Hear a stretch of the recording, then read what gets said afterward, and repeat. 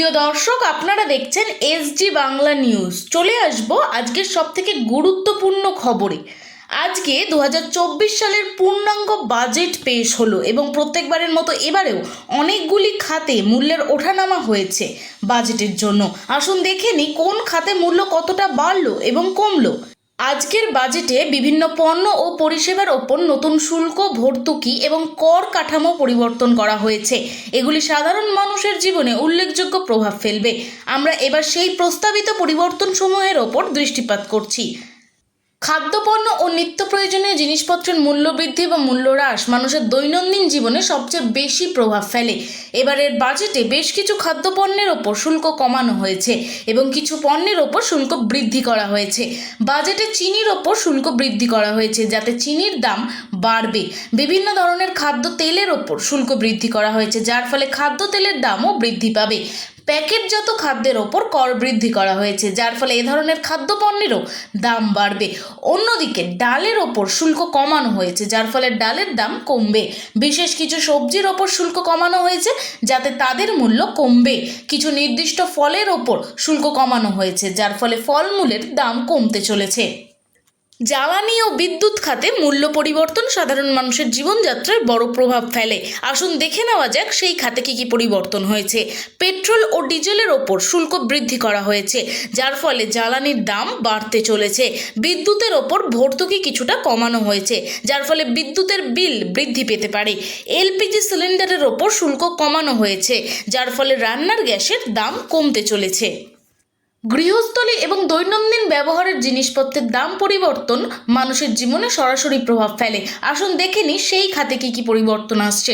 সাবান ও ডিটারজেন্টের ওপর শুল্ক বৃদ্ধি করা হয়েছে যার ফলে সাবান ও ডিটারজেন্টের মূল্য বাড়বে।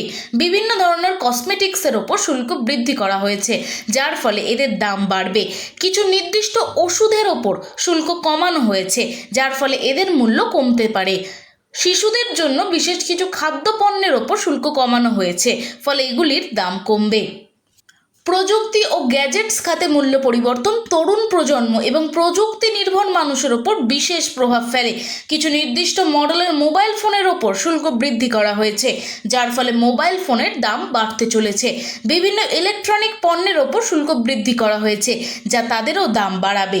ল্যাপটপ ও কম্পিউটারের ওপর শুল্ক কমানো হয়েছে ফলে ল্যাপটপ কম্পিউটারের মূল্য কমবে।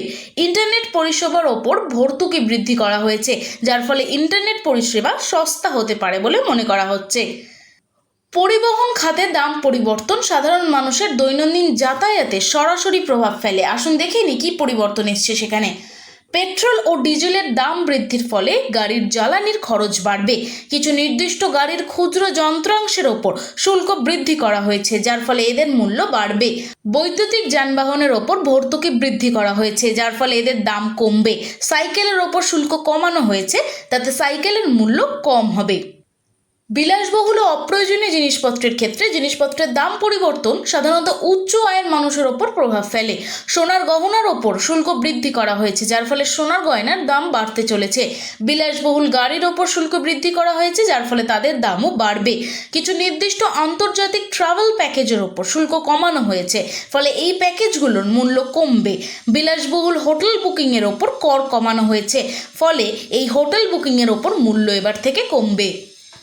বাজেটের ওপর ভিত্তি করে বিভিন্ন পণ্যের দাম বৃদ্ধি এবং হ্রাসের ফলে সাধারণ মানুষের জীবনযাত্রায় উল্লেখযোগ্য প্রভাব পড়বে। খাদ্যদ্রব্য, জ্বালানি, গৃহস্থলী এবং দৈনন্দিন ব্যবহারের জিনিসপত্রের দাম বৃদ্ধির ফলে সাধারণ মানুষের ব্যয় বৃদ্ধি পাবে। অন্যদিকে কিছু নির্দিষ্ট পণ্যের দাম হ্রাসের ফলে মানুষের খরচ কিছুটা কমবে বলে মনে করা হচ্ছে। আজকের দেশের বাজেটের প্রভাব বিভিন্ন খাতে ভিন্ন ভিন্নভাবে পড়বে। কিছু পণ্যের দাম বৃদ্ধি এবং কিছু পণ্যের দাম হ্রাসের ফলে মানুষের জীবনযাত্রার খরচে পরিবর্তন আসবে। বাজেটের এই পরিবর্তনগুলোর ফলে সাধারণ মানুষের জীবনযাত্রা কতটা সুবিধাজনক ও অসুবিধাজনক হবে তা নির্ভর করবে তাদের ব্যক্তিগত খরচের ওপর। বাজেটের মাধ্যমে দেশের অর্থনৈতিক স্থিতিশীলতা বজায় রাখা এবং সাধারণ মানুষের জীবনযাত্রার মান উন্নত করা সম্ভব হলে এটি একটি সফল বাজেট হিসেবে বিবেচিত হবে। অন্যান্য জিনিসের মতন দেশের বাজেটও একটি গুরুত্বপূর্ণ ঘটনা যা দেশের অর্থনৈতিক নীতি, প্রগতি এবং সাধারণ মানুষের জীবনে প্রভাব ফেলে। আজকের দেশের বাজেটের ওপর ভিত্তি করে কোন জিনিসের দাম বাড়লো এবং অন্যান্য জিনিসের মতন দেশের বাজেট একটি গুরুত্বপূর্ণ ঘটনা, যা দেশের অর্থনৈতিক নীতি, প্রগতি এবং সাধারণ মানুষের জীবনে প্রভাব ফেলে। আজকে দেশের বাজেটের জন্য মানুষের কী ধরনের সুবিধা ও অসুবিধা হতে পারে তা বিশ্লেষণ করে দেখা যাক। এই বছরের বাজেটে কর কাঠামোতে কিছু গুরুত্বপূর্ণ পরিবর্তন আনা হয়েছে। নিম্ন আয়ের মানুষের জন্য আয়করের সীমা বাড়ানো হয়েছে, যা তাদের করের বোঝা কমাবে। মধ্যম আয়ের জনগোষ্ঠীর ওপর করের হার কিছুটা হ্রাস করা হয়েছে, যা তাদের জন্য কিছুটা স্বস্তি বয়ে আনবে। এর ফলে কি সুবিধা হয়েছে আসুন দেখে নেওয়া যাক। নিম্ন ও মধ্যম আয়ের মানুষের হাত খরচ করার মতো টাকা বেশি থাকবে, যা অর্থনৈতিক চাহিদা বাড়াবে। খরচের সামর্থ্য বৃদ্ধি পাবে, যার ফলে বাজারে পণ্য ও পরিষেবার চাহিদা বাড়বে। এবং এর কিছু অসুবিধাও রয়েছে। কি রয়েছে অসুবিধা চলুন দেখে নিই। উচ্চ আয়ের জনগোষ্ঠীর ওপর করের চাপ কিছুটা বেড়েছে, যা তাদের বিনিয়োগে প্রভাব ফেলতে পারে। কর আদায়ের লক্ষ্য পূর্ণ করতে সরকারকে বিকল্প উৎস খুঁজতে হতে পারে, যা অন্যান্য খাতের ওপর বিশেষভাবে প্রভাব ফেলবে। খাদ্য ও কৃষি ক্ষেত্রে এই বছরের বাজেটে একটি বড় বরাদ্দ দেওয়া হয়েছে। কৃষকদের ঋণ মকুবের জন্য এবং নতুন কৃষি সরঞ্জাম কেনার জন্য ভর্তুকি দেওয়া হচ্ছে। এর ফলে যে সুবিধাগুলো হচ্ছে তা হলো কৃষকদের ঋণ মকুব হওয়ায় তাদের আর্থিক অবস্থার উন্নতি হতে পারে। নতুন কৃষি সরঞ্জাম পাওয়ার ফলে ফসল উৎপাদন বৃদ্ধি পাবে ও ফলন বাড়াবে। কিন্তু এর পাশাপাশি কিছু অসুবিধাও রয়েছে। খাদ্যদ্রব্যের দাম কিছুটা বাড়তে পারে, যা সাধারণ মানুষের খাদ্যের ব্যয় বাড়াবে। বাজেটের একটি বড় অংশ কৃষিক্ষেত্রে বিনিয়োগ করার ফলে অন্যান্য খাতের জন্য বরাদ্দ কমে যেতে পারে। স্বাস্থ্য ও শিক্ষা খাতে বাজেটের একটি বড় অংশ বরাদ্দ করা হয়েছে। নতুন হাসপাতাল ও স্কুল নির্মাণ এবং পুরাতনগুলির উন্নতির জন্য বরাদ্দ বৃদ্ধি পেয়েছে। কি সুবিধা হতে পারে এর ফলে? স্বাস্থ্যসেবা ও শিক্ষার মান উন্নত হতে পারে, যা দীর্ঘমেয়াদী দেশের মানব সম্পদের উন্নয়ন ঘটাবে। হাসপাতাল ও স্কুলের সংখ্যা বাড়ার ফলে সাধারণ মানুষের জন্য স্বাস্থ্যসেবা ও শিক্ষা সহজলভ্য হবে। কিন্তু কিছু অসুবিধাও আছে এর ফলে। বাজেটের ভারসাম্য রক্ষার্থে অন্যান্য খাতে বরাদ্দ কমে যেতে পারে। নতুন অবকাঠামো নির্মাণে সময় লাগতে পারে, যার ফলে তাৎক্ষণিক প্রভাব নাও দেখা যেতে পারে। চলে আসবো পরের খাতে। জ্বালানি খাতে ভর্তুকি কমিয়ে পরিবহন খাতে বিনিয়োগ বৃদ্ধি করা হয়েছে। নতুন সড়ক ও রেলপথ নির্মাণে পরিকল্পনা নেওয়া হয়েছে। কি সুবিধা হচ্ছে এর ফলে আসুন দেখে নিই।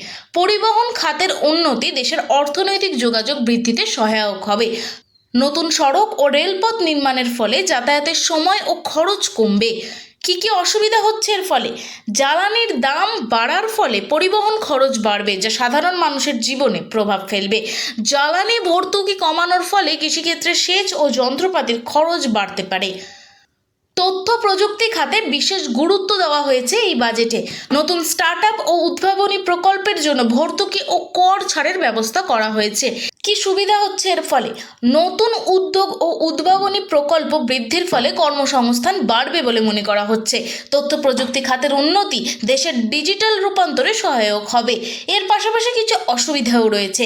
খাতের উন্নয়নে নির্দিষ্ট সময় লাগবে, তাৎক্ষণিক প্রভাব দেখা যাবে না।